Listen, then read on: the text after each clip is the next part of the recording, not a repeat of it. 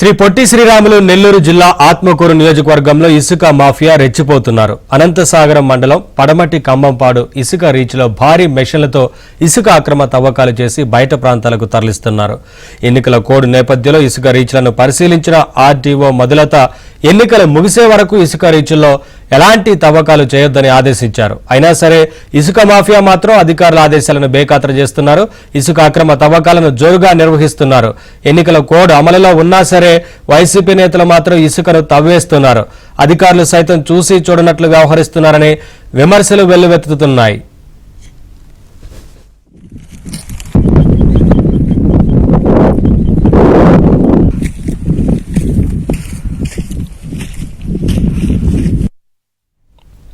Updates మా correspondent Mahesh అడిగి తెలుసుకుందాం.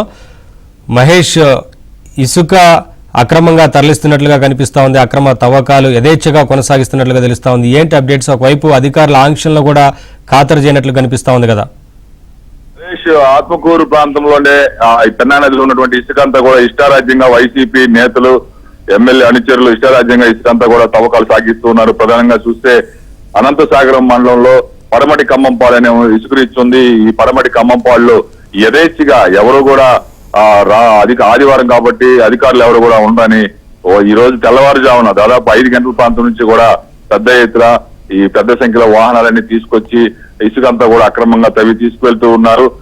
ఒకవైపు టీడీపీ అధినేత చెప్తున్నారు, అధికారంలోకి వస్తే ఇసుక ఉచితం చేస్తాము, ఇప్పటికే ఈ 5 ఏళ్లలో పెద్ద ఎత్తున ఇసుక అక్రమాలు జరిగాయని చెప్పి ఆయన చంద్రబాబు చెబుతున్న నేపథ్యంలో ఇదే అవకాశంగా ఈ వైసీపీ శ్రేణులు భావిస్తున్నారు. పెన్నా పరివాహక ప్రాంతంలో ఆత్మకూరు, కోవూరు, నెల్లూరు రూరల్ ఈ నియోజకవర్గంలో ఉన్నటువంటి అనేక రీచ్లు ఎక్కడంటే అక్కడ ఈ ఇసుక అంతా కూడా తవ్వేస్తున్నారు.